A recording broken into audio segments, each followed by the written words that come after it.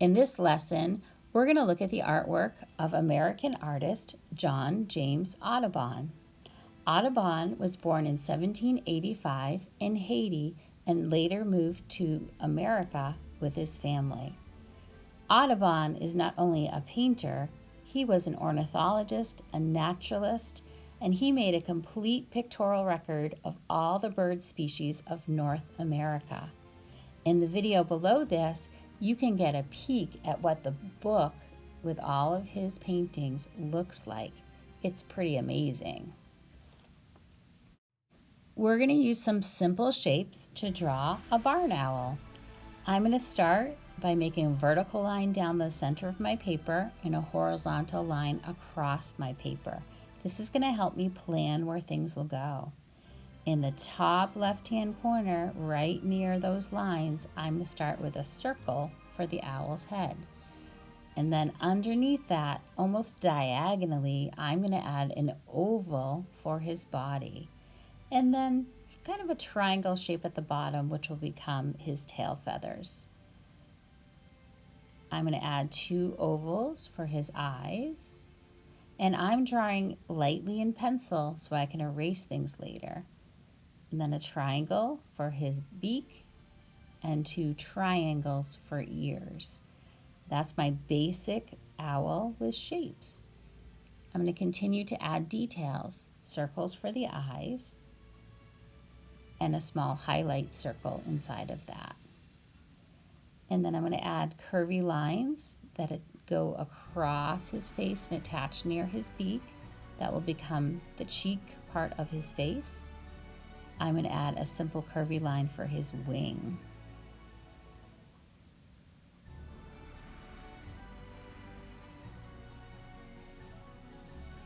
Here I'm adding his talons, which are just 3 simple curvy or bumpy shapes is a good way to think about them.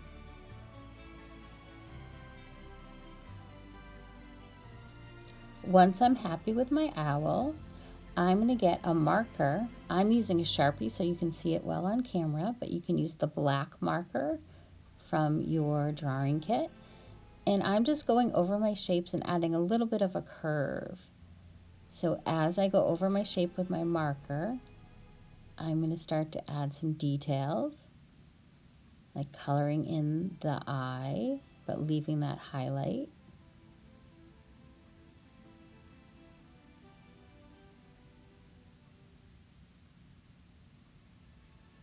Remember, outlining means I'm drawing right on top of my pencil line with my marker.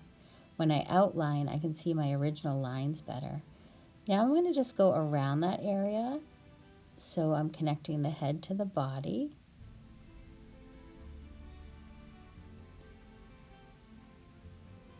And the tail to the body.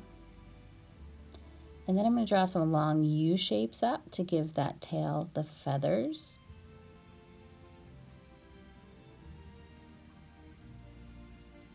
I'm going to outline the feet or the talons.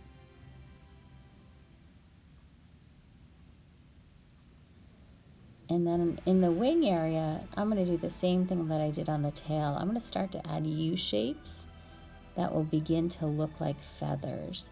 The more details I add to my owl, the more interesting it will look. I'm just overlapping my U shapes.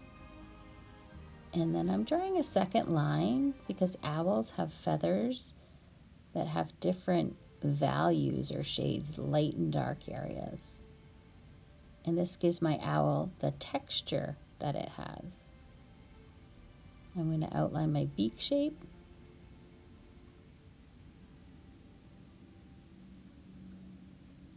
And I'm going to give my owl a background. I want to know where this owl is.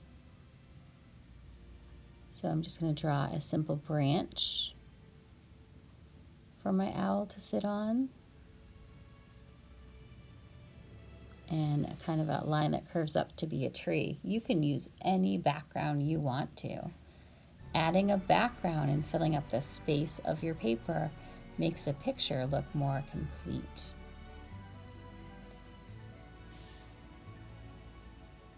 I'm going to add texture to my tree just like I added texture to my owl. So continue to outline and add background until you're happy with your drawing. Once I'm done outlining, I'm going to take the time and erase out the pencil so it doesn't show through my crayon. So I'm just erasing the pencil and then moving those eraser crumbs out of the way so I'll have a nice clean surface to color. Once you're ready to color, you're going to take out your crayons. We're using crayon because we can layer our colors and blend colors together, and we can also show value. Value is the lightness and darkness. So if I press harder with my crayon, I'm going to get a darker value. I'm going to start by lightly coloring his whole face. And I remember I'm using short strokes with my crayon. I'm really controlling that crayon. And on top of that, I'm going to add some lines to add texture, to start to show the texture of my owl's face. I can then layer other colors on top. Here, I'm going to start to use blues and purples to add some shading, some shadows under his chin. And I'm going to continue to layer my colors together.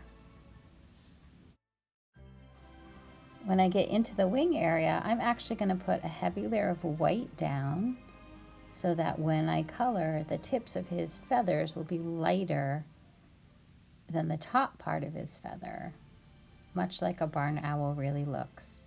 So again, I'm just coloring, really controlling where my crayon goes, making sure I'm filling in all of those white spaces and blending colors together.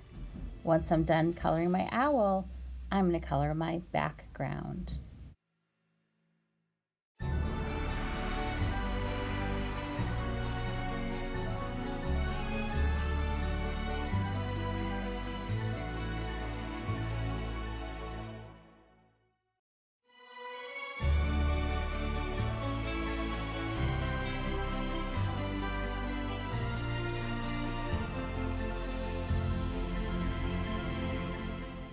I can't wait to see what your owl, inspired by American artist John James Audubon, looks like when you're finished. Happy drawing!